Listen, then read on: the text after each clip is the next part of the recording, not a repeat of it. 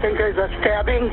Can you send somebody immediately, officer? Yes, He's walking on the backside. We're sending someone. She was bleeding real bad, officer. Somebody stabbed her. And the one lady's walking backside to the wood. She said, do you know I could kill you and your family right now? What happens when love turns deadly? When the person who promises to protect you becomes your worst nightmare? Today, we're diving into the chilling case of Joyce Pelzer, a woman who didn't just kill once, but twice. 2 different partners, 2 brutal murders, and 1 shocking pattern that took over a decade to uncover. This is the story the police almost never solved. Welcome back to Crime Case Confidential, where we uncover the darkest secrets hidden in plain sight. Today, we're exploring a case that proves sometimes the most dangerous person in your life is the one sleeping next to you. This is the story of Joyce Pelzer, a woman whose relationships didn't just end in heartbreak, they ended in murder. Over the span of 7 years, 2 women who loved her would pay the ultimate price. One case went cold for 12 long years, while the other shocked investigators with its brutality. So settle in, dim the lights, and let's dive into this twisted tale of love, obsession, and deadly betrayal. The DeKalb County jury has convicted a woman in the murder of her girlfriend. Our story begins with a woman named Shawndell McLeod. She was 35 years old and lived in DeKalb County, Georgia. Shawndell was the kind of person who went to work every single day. She was someone you could count on, reliable, hard-working, and loved by her family. Like many people, Shawndell was looking for love. She wanted to find someone special to share her life with. That's when she met Joyce Marie Pelzer. At first, Joyce seemed like a nice person. She was charming and said all the right things. Shawndell thought she had found someone who truly cared about her. But here's something important to understand. Sometimes people wear masks. They pretend to be good when they're actually very dangerous. Joyce was wearing one of these masks. What we know from court records is that their relationship became abusive. Joyce's behavior became controlling and threatening. This kind of abuse often follows a pattern. It starts slowly and gets worse over time. The person being abused often feels trapped and scared to leave. Shawndell's family could see that something was very wrong. They noticed changes in Shawndell's behavior and demeanor. This is common when someone is being abused. Family members often sense that something isn't right, even when the victim tries to hide what's happening. By 2011, Joyce's behavior had become so threatening that Shawndell knew she had to take legal action to protect herself. 2 months before her disappearance, Shawndell took out a restraining order against Joyce. This legal document was meant to keep Joyce away from her and prevent further contact. But restraining orders are just pieces of paper. They can't physically stop someone who refuses to respect them. Joyce wouldn't leave Shawndell alone despite the legal order to stay away. By September 2011, Shawndell was trying to get away from Joyce and rebuild her life. She knew that Joyce was dangerous, but leaving an abusive relationship is often the most dangerous time for the victim. And tragically, this would prove true for Shawndell. September 25, 2011, started like any other day for Shawndell. She was supposed to go to work, just like she did every day, but she would never make it to her job that morning. When Shawndell didn't show up for work that day, her co-workers were immediately concerned. This wasn't like her at all.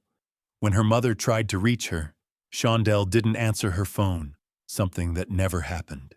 Shawndell's family knew something was terribly wrong. Shawndell never missed work without calling. She always stayed in contact with her family. They rushed to her house to check on her, and what they found was frightening. The house was dark, Shawndell's car was missing, and she was nowhere to be found. Her mother immediately contacted the police to report her missing. That was the last day anyone ever saw Shawndell McLeod alive. What happened to Shawndell would remain a mystery for 12 long years. But her family never stopped looking for answers, and the police never gave up on finding the truth. When Shawndell McLeod disappeared on September 25, 2011, the police immediately knew something was very wrong. They started what we call an investigation.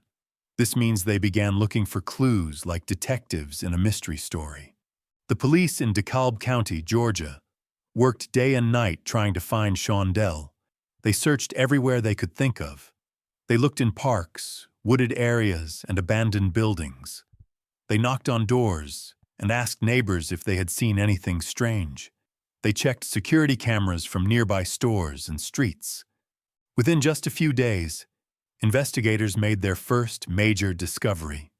Shawndell's car was found in southwest Atlanta, covered with a tarp.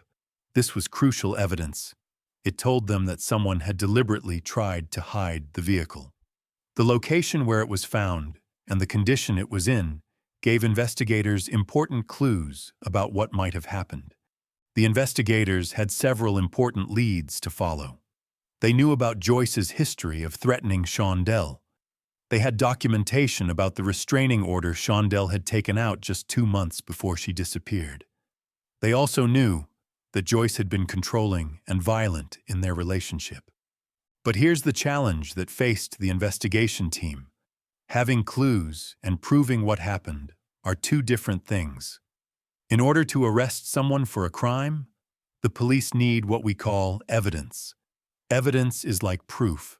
It's something that shows exactly what happened and who did it. The biggest obstacle was that Shawndell's body was never found. Without finding Shawndell, it was very difficult for the police to prove exactly what had happened to her. They had strong suspicions about Joyce's involvement, but they needed more concrete proof to build a case that would hold up in court. As months turned into years, Shawndell's case became what we call a cold case. This doesn't mean the police stopped caring or stopped working on it. It means that they had followed all the immediate leads they could find, but they needed new information or evidence to move forward. Cold case detectives are special police officers who work on old cases that haven't been solved yet.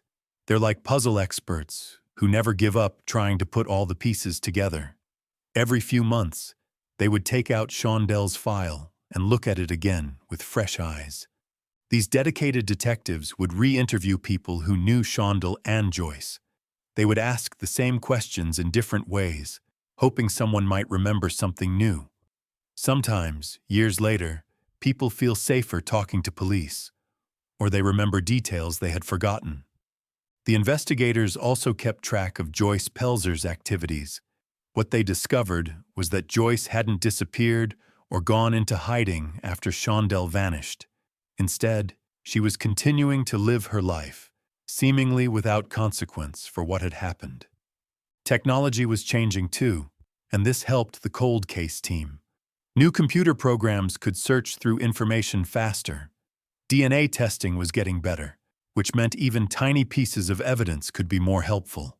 The police kept hoping that new technology might help them solve Shawndell's case. Shawndell's family never gave up either. Her mother, her siblings, and her friends would call the police regularly to ask if there were any updates. They worked to keep Shawndell's story in the public eye. In March 2018, Shawndell's case was even featured on the television show Crime Watch Daily, hosted by Chris Hansen. The family hoped that someone watching might have information that could help solve the case. Every year on September 25th, the anniversary of Shawndell's disappearance, the cold case detectives would review her file again. They would look at all the evidence with fresh eyes and think about new ways to approach the investigation. The investigators learned more about Joyce's background and patterns. They discovered information that helped them understand that Joyce was even more dangerous than they had initially realized. But still, they needed that one breakthrough that would allow them to move forward with charges. For 7 long years, Shawndell's case remained unsolved. The detectives working on it would change as some retired and new ones took their place. But each detective who worked on Shawndell's case was committed to finding answers for her family. Then, in 2018, something happened that would change everything. It wouldn't come from new evidence in Shawndell's case or from a witness finally coming forward. Instead, It would come from Joyce Pelzer herself. Joyce was about to make a choice that would not only destroy another life, but would also finally provide investigators with the key they needed to unlock the mystery of what happened to Shawndell McLeod 7 years earlier. The breakthrough was coming, but it would come at the cost of another woman's life. While the police were still searching for answers about what happened to Shawndell McLeod, Joyce Pelzer was not hiding or running from the law as many might expect. Instead, she was living her life, and she was not alone. The investigation would later reveal a shocking truth. Joyce had not acted alone when she made Shawndell disappear on September 25, 2011. She had help from someone close to her, a woman named Rosalyn Renee Lewis. Rosalyn Lewis was 47 years old, the same age as Joyce. What exactly her role was in Shawndell's disappearance would remain part of the mystery that investigators were trying to solve. But what was clear was that Rosalyn had become deeply involved in Joyce's life around the time that Shawndell vanished. In the aftermath of that terrible September day, Joyce and Rosalyn's relationship grew stronger. While Shawndell's family was desperately searching for answers, while police were following every lead they could find, Joyce and Rosalyn were building a life together. The relationship between Joyce and Rosalyn moved quickly. They decided to get married. To the outside world, they looked like any other married couple trying to build a happy life together. But there was a dark secret at the foundation of their relationship, a secret that connected them in the most terrible way possible. Whatever had happened to Shawndell McLeod, both Joyce and Rosalyn knew the truth. They shared this knowledge between them, and it bound them together in ways that no one else could understand. For several years, Joyce and Rosalyn lived as a married couple. They shared a home, they shared their daily lives, and they shared the burden of knowing what had really happened to Shawndell. From the outside, their marriage might have seemed normal, but it was built on a foundation of violence and secrets. Joyce's controlling and abusive nature didn't disappear just because she had gotten what she wanted. Even in her marriage to Rosalyn, Joyce remained the same dangerous person she had always been. She was possessive, jealous, and violent when things didn't go her way. As the years passed, cracks began to show in Joyce and Rosalyn's relationship. Living with someone as volatile and dangerous as Joyce was not easy, even for someone who had been involved in her crimes. The pressure of keeping such a terrible secret, combined with Joyce's abusive personality, began to take its toll. By 2018, 7 years after Shawndell's disappearance, something had changed between Joyce and Rosalyn. The relationship that had been forged in the aftermath of violence was beginning to fall apart. Whatever bond had held them together was weakening, and tensions were rising. Long story short, I left, turned off everything, and the woman that she was involved with said that when I turned everything off, she went ballistic and saying how much she hated me. The details of what was happening between them during this time would later become crucial to understanding both women's fates. But what was becoming clear was that their marriage was in serious trouble. The partnership that had begun in 2011 was reaching a breaking point. Joyce, who had always been controlling and possessive, could not handle the idea that her relationship with Rosalyn might be ending. Just as she had been unable to let Shawndell go free from their relationship, Joyce was not prepared to let Rosalyn walk away either. We was talking again, and I was like, Joy, the marriage is over. And she jumped up and she said, so she had her hand behind her back, she said, do you know I could kill you and your family right now? The same dangerous patterns that had led to Shawndell's disappearance were beginning to emerge again. Joyce's need to control, her inability to accept rejection, and her willingness to use violence to get what she wanted. All of these characteristics were about to surface once more. But this time would be different. This time, there would be witnesses. This time, there would be evidence that couldn't be hidden or covered up. This time, Joyce's actions would finally lead investigators to the answers they had been seeking for 7 long years.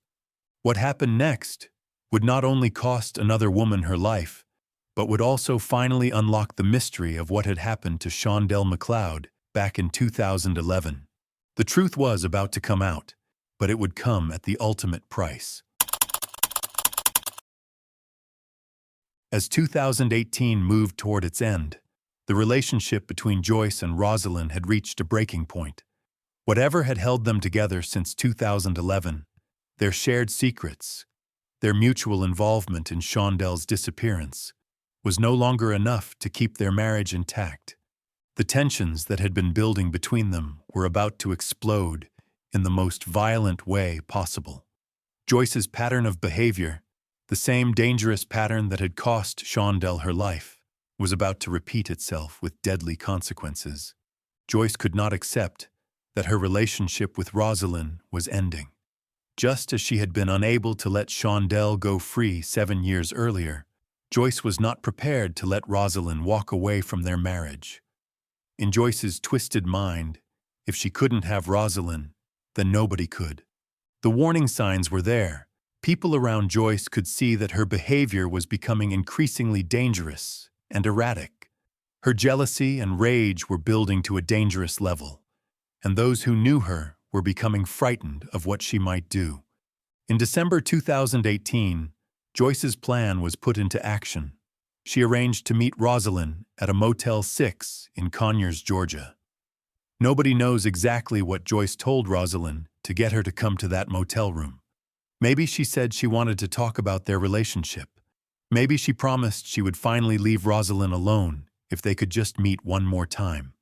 Whatever she said, it was a lie designed to get Rosalyn somewhere private where no one could help her. Rosalyn, who was 47 years old and probably just wanted to resolve their problems peacefully, went to that motel room not knowing the danger she was walking into. She likely hoped that maybe Joyce would finally accept that their relationship was over and let her move on with her life. But Joyce had brought something terrible with her to that motel room: a knife, the same type of weapon she had used to threaten Shawndell years before. This shows us that Joyce's violence was not spontaneous. It was planned and deliberate. What happened next in that motel room was truly horrific. Joyce attacked Rosalyn with the knife, stabbing her more than 30 times. This wasn't an accident or something that happened in the heat of an argument. This was a calculated, brutal assault that showed the extreme violence Joyce was capable of. Rosalyn fought for her life against this vicious attack, suffering more than 30 stab wounds. You know, if you're in a motel, you're thinking sex. That's what I thought, because they weren't that loud, and I heard thump thump. The woman who had shared Joyce's darkest secrets, who had been involved in another person's disappearance, was now facing the same deadly violence that had claimed Shawndell. After carrying out this brutal attack, Joyce tried to flee the scene. She thought she could escape just like she had managed to avoid consequences for Shawndell's disappearance. She got in her car and started driving, trying to get as far away from the motel as possible. But Joyce had made a critical mistake. This time, she had left behind something that she couldn't control or manipulate: a witness who could identify her. When I came outside, that was the lady walking by, full of blood everywhere, with the knife on the hand. When police arrived at the Motel 6, they found Rosalyn in the doorway of the hotel room, bleeding and critically injured. Despite suffering more than 30 stab wounds, Rosalyn was still alive when officers arrived. I know you hurt. I know, honey. In those crucial moments, as she lay bleeding and fighting for her life, she was conscious enough to speak to the officers who had come to help her. And in what would be her final act, Rosalyn Lewis did something that would change everything. She looked at the police officers and told them exactly who had done this to her. She identified her attacker by name: Joyce Pelzer. Who did this? Joyce. Joyce? Okay. Tragically, despite the efforts of emergency medical personnel, Rosalyn died from her injuries, but not before providing investigators with the key evidence they had been waiting for since 2011. For the first time since Shawndell's disappearance in 2011, there was a living witness who could identify Joyce as a violent killer. For the first time, Joyce couldn't hide behind lies or cover up her crimes. The truth was finally being spoken by someone who had survived her violence. Meanwhile, Joyce was speeding away from the scene, unaware that her victim was still alive and talking to police. She thought she had silenced Rosalyn forever, just as she had silenced Shawndell. She had no idea that her most carefully planned murder was about to become the key that would unlock all of her crimes. The police now had something they had never had before in connection with Joyce Pelzer, a victim who could tell them exactly what had happened and who had done it. They had an eyewitness account from someone who knew Joyce intimately and could identify her without any doubt. As Joyce drove away from the scene, thinking she was escaping justice once again, police departments across Georgia were mobilizing. They had a name, they had a description, and they had a car to look for, a black Nissan that witnesses had seen fleeing the motel. Most importantly, they had a living victim who had given them the evidence they needed to finally stop Joyce Pelzer. The hunt for Joyce was about to begin, and this time, she wouldn't be able to disappear into the shadows. This time, the evidence was too strong, the witness too credible, and the police too determined to let her escape. Justice for both Rosalyn and Shawndell was finally within reach. When Joyce Pelzer was finally caught after a dramatic car chase and shootout with police on Interstate 75, she was wounded but alive. The events that led to her capture began around 3:15 p.m. on December 10, 2018, when law enforcement spotted the black Nissan Altima they had been searching for. The same vehicle witnesses had seen fleeing the Motel 6 in Conyers. A high-speed chase ensued down Interstate 75 southbound as Joyce desperately tried to escape. The Georgia State Patrol, Crisp County Sheriff's Office, and Turner County Sheriff's Office all worked together to stop the dangerous fugitive who had just committed murder. The chase continued for several miles down the interstate until officers were finally able to act near exit 84 in the Macon, Georgia area. The first attempt to stop Joyce using a pit maneuver, a technique where officers use their vehicle to spin the suspect's car, sent her vehicle off the roadway. But Joyce managed to regain control and continued trying to escape. It took a second, successful pit maneuver to finally end the chase, sending Joyce's Nissan off the roadway and into a wall. But even then, the danger wasn't over. Joyce fired at least one shot from her car at the brave officers who were trying to arrest her.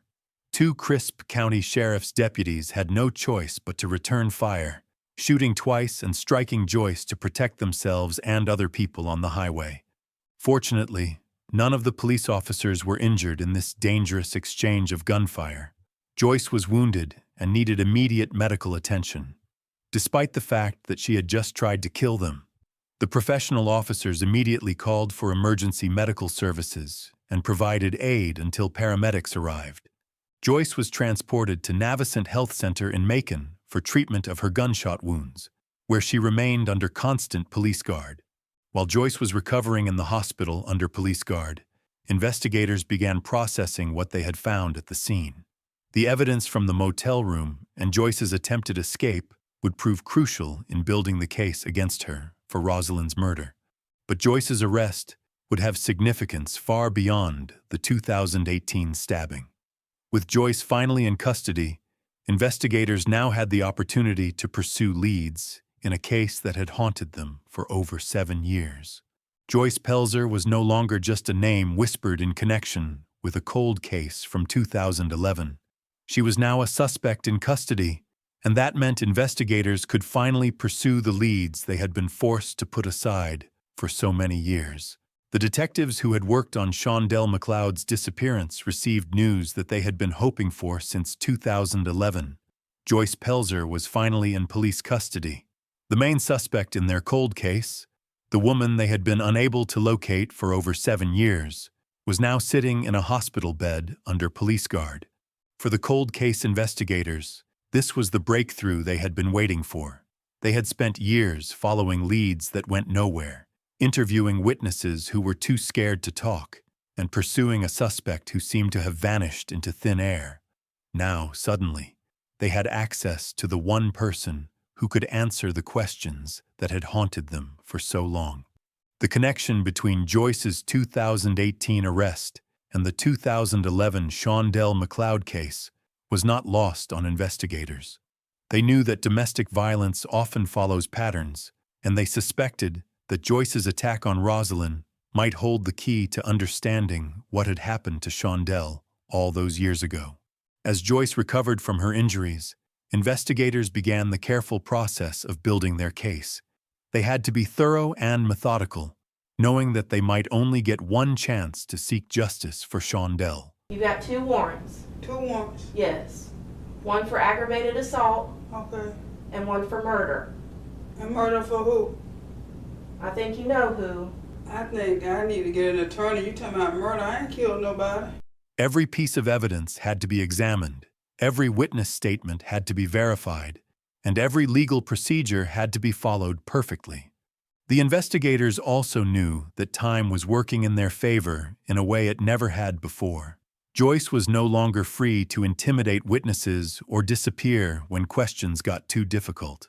People who had been afraid to speak up for years now felt safe to come forward with information they had been keeping secret. What emerged from the investigation was a disturbing pattern of behavior that connected both cases: Joyce's controlling nature, her inability to accept rejection, and her willingness to use violence to get what she wanted. All of these characteristics were present in both her relationship with Shawndell and her marriage to Rosalyn. Rosalyn had been ignoring her phone calls. Joy had gotten real aggressive with the calls, so she answered and she said, "What is it, Joy?" Her response to Rosalyn is that, "I'ma kill both of you." Investigators began to piece together the truth about what had really happened on September 25, 2011. The mystery that had haunted Shawndell's family for over 12 years was finally beginning to unravel, and the answers were more disturbing than anyone had imagined. The investigation revealed that Joyce had not acted alone in Shawndell's disappearance. The new lover who had helped her commit that first murder was the same woman she had just stabbed more than 30 times in a Conyers motel room. She probably knew what happened. I said that too. I think that's the only way. And that's the only person who could, you know. Because when the girl was missing, her and Ross was together. They was together. The twisted partnership that had begun with one woman's death had ended with another woman's murder. As the evidence mounted and witness statements were collected, it became clear that investigators finally had what they needed to seek justice for both victims. The case that had gone cold in 2011 was now hotter than ever, fueled by new evidence and the opportunity to finally hold Joyce Pelzer accountable for her crimes. But building a case and winning a conviction are two very different things. Joyce would have access to lawyers and legal defenses that could challenge every piece of evidence. The prosecutors would have to prove their case beyond a reasonable doubt in front of a jury, using evidence that was partly over a decade old. The wheels of justice were about to turn, but the outcome was far from certain. Would the evidence be strong enough? Would the witnesses be believable? Would a jury find Joyce Pelzer guilty of the crimes that had destroyed 2 families and haunted investigators for over a decade? The answers to these questions would determine whether the long wait for justice had finally come to an end. After Joyce Pelzer recovered from her gunshot wounds and was released from the hospital, it was time for her to face justice in court. The 47-year-old would have to answer for 2 murders that were far more connected than they initially appeared. The 2011 killing of her ex-girlfriend, Shawndell McLeod, and the 2018 murder of her wife, Rosalyn Lewis, who had been her accomplice in the first crime. What makes this case particularly disturbing is the twisted relationship between all 3 women. Shawndell McLeod, 35, had been Joyce Pelzer's girlfriend in what was described as an abusive relationship. McLeod had recently ended the relationship with Joyce, who had become involved with Rosalyn Lewis. In 2011, Joyce and Rosalyn were involved in killing Shawndell. Joyce later admitted to police that both she and Rosalyn participated in Shawndell's murder, though she claimed Rosalyn had orchestrated the entire plan. According to Joyce's confession, they buried Shawndell's body on Arabia Mountain, though her remains were never recovered. After eliminating Shawndell, Joyce and Rosalyn continued their relationship. What began as an affair that led to murder eventually became a marriage. But 7 years later, history would repeat itself in the most brutal way possible. By December 2018, Joyce's relationship with Rosalyn had deteriorated. In a horrific turn of events, Joyce turned the same violence she had once directed at Shawndell toward the woman who had helped her commit that first murder. At a Motel 6 in Conyers, Georgia, Joyce stabbed her wife Rosalyn Lewis more than 30 times. The evidence against Joyce was overwhelming. She was caught with bloody clothes and the murder weapon in her car after a dramatic car chase and shootout with police. Initially sentenced on December 6, 2019, by Judge David B. Irwin in Rockdale County Superior Court, Joyce's legal proceedings took an unexpected turn. Rather than proceeding through a lengthy trial, her defense team negotiated a plea agreement. In January 2021, Joyce appeared in court and pleaded guilty to malice murder, felony murder, and aggravated assault in connection with Rosalyn's death. By accepting this plea deal, she avoided the uncertainty of a jury trial while ensuring she would face significant prison time. While Rosalyn's case was resolved relatively quickly due to the overwhelming physical evidence, Shawndell's case remained cold for over 12 years. The breakthrough came in 2018 when Joyce's then-girlfriend provided crucial information to investigators about Joyce's involvement in both murders. The trial for Shawndell's murder began in DeKalb County in late 2023. Unlike Rosalyn's case, this one went to a full jury trial. The prosecution built their case primarily on Joyce's own confessions and witness testimony from people she had told about the murder. The evidence revealed the full scope of Joyce's violence. Investigators showed that Joyce had an outstanding arrest warrant for threatening Shawndell with a knife just 2 months before her disappearance, demonstrating a clear pattern of escalating violence. The prosecution argued that Joyce had kidnapped Shawndell from her workplace and, with Rosalyn's help, murdered her before burying the body where it would never be found. The case showed how Joyce used the same methods of violence, threats with knives followed by actual stabbing attacks, against both women. On December 1, 2023, exactly 12 years and 2 months after Shawndell disappeared, the jury reached their verdict. They found Joyce Pelzer guilty of malice murder and felony murder in Shawndell McLeod's death. For Shawndell's case, Joyce received life in prison without the possibility of parole, ensuring she would never walk free again. Joyce Marie Pelzer now serves her sentences in Georgia's prison system at Pulaski State Prison in Hawkinsville. With convictions for both murders, she will spend the remainder of her life behind bars, unable to harm anyone else. The resolution of both cases finally brought justice after more than 12 years. This case demonstrates a pattern of violence that escalated over time and shows how perpetrators can manipulate others before ultimately turning that same violence against them. It also proved that even when cases seem impossible to solve, persistence and new evidence can eventually lead to justice. The successful prosecution of both murders sent a clear message that violent crimes will be pursued, regardless of how much time has passed. Even when physical evidence is limited and bodies are never found, confessions and witness testimony can still result in convictions. Joyce Pelzer will spend the rest of her life in prison, unable to harm anyone else. The legal system ultimately held her accountable for both murders, ensuring that justice was served for Shawndell McLeod and Rosalyn Lewis. Justice had been served for both victims, even though it took over 12 years to achieve complete accountability. That's our deep dive into the Joyce Pelzer case here on Crime Case Confidential. If you found this story as fascinating and disturbing as we did, make sure to hit that subscribe button and ring the notification bell so you never miss our latest true crime investigations. What case would you like us to cover next? Drop your suggestions in the comments below, and don't forget to like this video if it kept you on the edge of your seat. Until next time, stay curious and stay safe. This is Crime Case Confidential, where we uncover the truth behind the headlines.